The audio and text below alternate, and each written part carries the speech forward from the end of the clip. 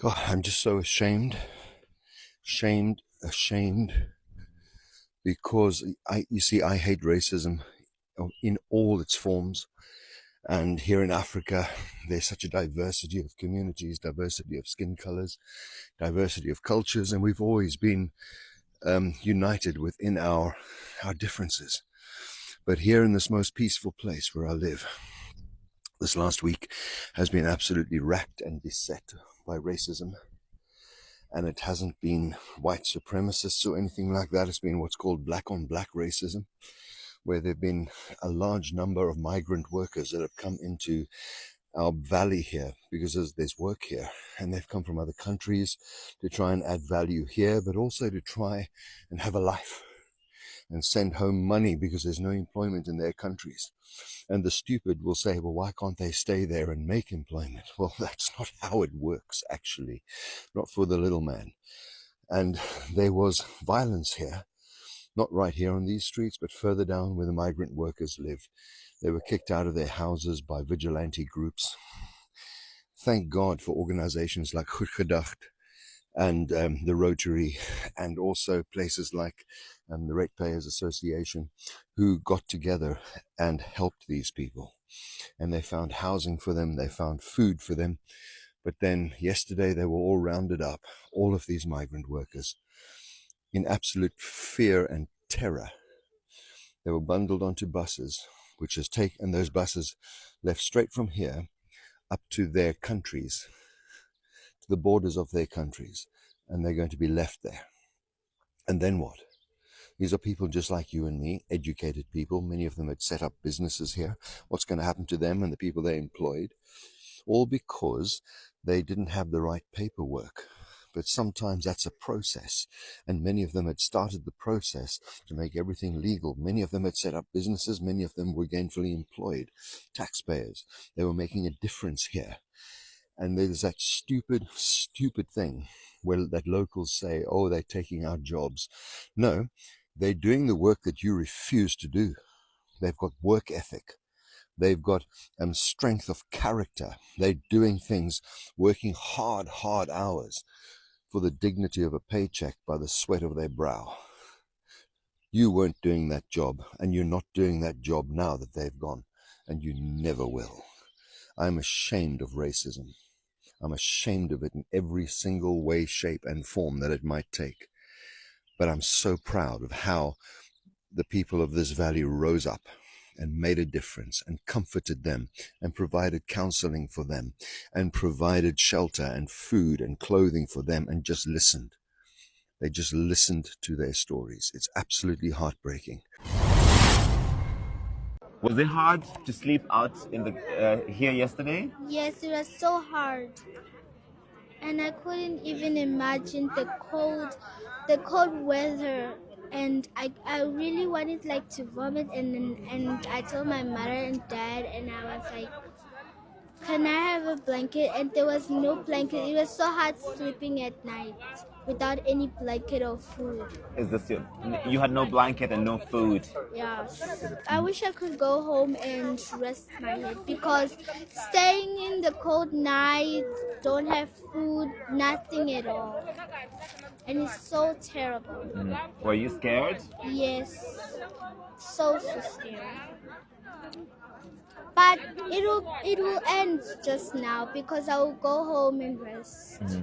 And where is home for you? My home is Malawi. Your home is Malawi, Yes. not South Africa. Are you looking forward to going back home? Yes. What do you want to do when you grow up? I want to be a doctor. You want to be a doctor? Yeah. Why do you want to be a doctor? Because I want to help people. Oh, that's beautiful. And what do you want to be when you grow up, Junior? I'll be a firefighter. You'll be a firefighter. You want to stop fires. That's amazing. Unfortunately, this is what is going on in South Africa, and it is very painful to see little children like this being victims of hate. I've been telling you that this xenophobic activities going on in South Africa got nothing to do with documented or undocumented. It is all about black on black hate. This is pure hate, and either we like it or not, this is what is happening. and we don't know when it is going to end. But we thank the white South Africans for showing sympathy. At least they are showing some humanity towards these frustrated African migrants in South Africa. As he was saying, they are providing shelter and food. They are helping, whilst the black people do not care about their fellow black people. This is black on black hate, and it is very pathetic. June the 30th didn't just stop people from being kicked out of their homes, from being chased away from their communities, from being threatened, and it hasn't stopped the flood of people trying to leave the country because they are scared. They're scared for their lives. They are scared about the future. They are scared for their children. They're scared for their families. And they've actually just decided that they need to pack up and go home. Now, there are lots of people in this country who think this is a great idea. But because June the 30th was a date, suddenly these people have very little recourse. They've got hardly anywhere to turn to. People continue to arrive at the Epping Home Affairs Processing Centre, desperate to get out of the country. But they're no longer part of the discussion. There's no longer this same urgency from the various role players to get them help. This is going to go on. This is going to go on, and we need to be ready to assist people who are trying to leave South Africa because they fear for their lives. Can you imagine these little children, these toddlers, these underage, sitting and sleeping in cold without blankets, waiting for repatriation back to their various countries? Can you just imagine these innocent children? What is their offense? And someone like Jacinta will come on television, will come on social media and defend their barbaric actions, that they are fixing their country. They are chasing illegal immigrants. What does this got to do with illegal immigrants? These are people. These are human beings. Their human rights must be respected.